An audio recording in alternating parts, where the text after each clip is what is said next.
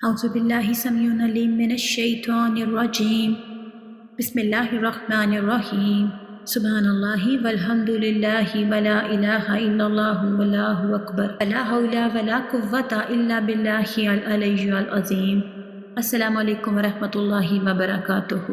آج کی اس ویڈیو میں جو آپ کو سٹوری سنا رہی ہوں اس کا ٹائٹل ہے آخرت کا گھر کس کے لیے ہے۔ یہ بھی حضرت عمر بن عبدالعزیز رحمۃ اللہ علیہ کے بارے میں ہی ہے۔ حضرت عمر بن عبدالعزیز رحمۃ اللہ علیہ مہمانوں کی جو خدمت تھی وہ خود کرتے تھے، اپنے ہاتھ سے چراغ درست کرتے۔ جب آپ کو اس کے متعلق کہا گیا تو فرمانے لگے، جب چراغ درست کرنے کے لیے اٹھا تھا تو بھی میں عمر ہی تھا، اب بیٹھا ہوں تو بھی عمر ہی ہوں۔ حضرت عمر بن عبدالعزیز رحمۃ اللہ علیہ کے بارے میں تاریخ نگار لکھتے ہیں کہ انتقال کے بعد آپ نے جو سرمایہ اپنے پیچھے چھوڑا وہ کل 21 دینار تھے۔ ان میں سے 5 دینار ان کے کفن میں اور 2 دینار ان کی قبر کی زمین خریدنے میں صرف ہوئے۔ 11 لڑکوں اور ایک بیوہ پر یہ ترکہ تقسیم کیا گیا تو ہر ایک کے حصے میں 19 درہم آئے۔ ایک مشہور ثقہ بااعتماد بزرگ عبداللہ بن دینار رحمۃ اللہ علیہ فرماتے ہیں کہ حشام بن عبد الملک جب مرے تو ان کے بھی 11 لڑکے تھے، اور حضرت عمر بن عبدالعزیز رحمۃ اللہ علیہ کے بھی 11 لڑکے تھے۔ حشام کے ترکے میں سے ان کے لڑکوں پر 10 لاکھ درہم تقسیم ہوئے، اور حضرت عمر بن عبدالعزیز رحمۃ اللہ علیہ کے لڑکوں پر صرف 19 درہم۔ انہی بزرگ کا کہنا ہے کہ عرصے کے بعد میں نے حشام کے ایک لڑکے کو دیکھا کہ لوگ اس کو صدقہ دے رہے تھے، اور حضرت عمر بن عبدالعزیز رحمۃ اللہ علیہ کے بیٹے کو دیکھا کہ ایک دن میں 80 گھوڑے جہاد کے لیے دیے۔ حضرت عمر بن عبدالعزیز رحمۃ اللہ علیہ کا کہ واقعہ ہے کہ آخری وقت قریب آ پہنچا، زندگی کی سانسیں ایک ایک کر کے ختم ہوتی جا رہی تھی۔ ایک قریبی عزیز دوست مسلمہ بن عبد الملک قریب بیٹھے ہیں، اپنے جانشینوں وارثوں کے لیے وصیت نامہ لکھوا چکے ہیں۔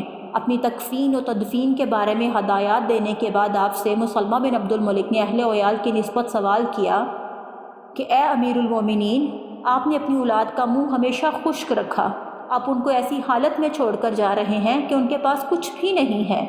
کاش مجھے یا اپنے خاندان کے کسی اور شخص کو ان کے متعلق کچھ وصیت کر جاتے۔ فرمایا مجھے ٹیک لگا کر بٹھاؤ۔ پھر فرمایا کہ تمہارا یہ کہنا کہ میں نے ان کے منہ کو خشک رکھا تو خدا کی قسم میں نے ان کا حق کبھی ضائع نہیں کیا، اور جس چیز میں ان کا حق نہیں تھا ان کو کبھی نہیں دی۔ تمہارا یہ کہنا کہ میں تمہیں یا خاندان کے کسی اور شخص کو ان کے متعلق وصیت کر جاؤں تو میں ان کے معاملے میں میرا وصی اور ولی صرف اللہ تبارک و تعالیٰ ہے، اور وہی صلحہ کا ولی ہوتا ہے۔ میرے بیٹے اگر اللہ سبحانہ و تعالیٰ سے ڈریں گے تو اللہ سبحانہ و تعالیٰ ان کے لیے کوئی صورت نکال دے گا، اور اگر وہ گناہ میں مبتلا ہوں گے تو میں ان کو اس کے لیے طاقتور نہ بناؤں گا۔ اس کے بعد لڑکوں کو بلایا اور ان کو دیکھ کر فرمایا، میری جان، میں ان نوجوانوں پر قربان جن کو میں نے محتاج و مفلس چھوڑا ہے، لیکن اللہ تعالیٰ کا شکر ہے کہ میں نے ان کو اچھی حالت میں چھوڑا۔ لڑکو، تم کسی عرب یا ذمی سے نہ ملو گے جس پر تمہارا حق نہ ہوگا۔ لڑکو، تمہارے باپ کو 2 باتوں میں سے ایک کا اختیار تھا، ایک یہ کہ تم لوگ دولت مند ہو جاؤ اور جہنم میں داخل ہو جاؤ، یا تم لوگ محتاج رہو اور جنت میں جاؤ، لیکن تم محتاج رہو اور جنت میں جاؤ۔ یہ بات تمہارے باپ کو زیادہ محبوب تھی بنسبت اس کے کہ تم لوگ دولت مند ہو جاؤ اور آگ میں جاؤ۔ اٹھو، اللہ تبارک و تعالیٰ تم کو محفوظ رکھے۔ آپ کی اہلیہ محترمہ کا بیان ہے کہ آخری وقت میں نے سنا کہ بار بار اس آیت کی تلاوت فرما رہے ہیں، جس کا ترجمہ یہ ہے، یہ آخرت کا گھر ہم ان لوگوں کے لیے بناتے ہیں جو زمین میں نہ بڑائی چاہتے ہیں نہ فساد کرتے ہیں، اور عافیت صرف پرہیزگاروں کے لیے ہے۔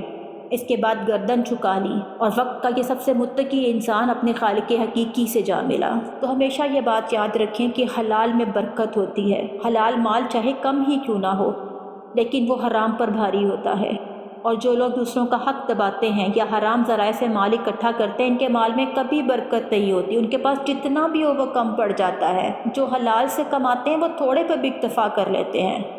لہٰذا ہمیں کوشش کرنی چاہیے کہ ہمیشہ حلال طریقے سے مال کھائیں۔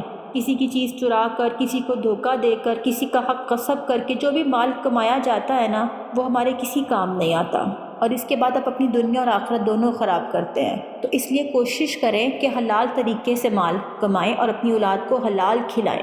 اگر آپ اپنی اولاد کو حلال کھلائیں گے تو انشاءاللہ تعالیٰ آپ کی اولاد آپ کے لیے صدقہ جاریہ بنے گی۔ اللہ تعالیٰ ہم سب کو بحیثیت مسلم اور بحیثیت امت مسلمہ سب کو یہ توفیق دیں کہ ہم نہ صرف خود حلال کمائیں اور خود حلال کھائیں، بلکہ ہم اپنی اولاد کو بھی حلال کھلائیں اور ان کو بھی حلال کمانے کی ترغیب دیں، اپنے لیے بھی جنت کمائیں اور ان کے لیے بھی جنت کمائیں، اور نہ صرف خود کریں بلکہ لوگوں کو بھی حلال کمانے کی ترغیب دیں۔ اللہ تعالی ہم سب کو اپنے حفظ و امان میں رکھے۔ اللہ حافظ۔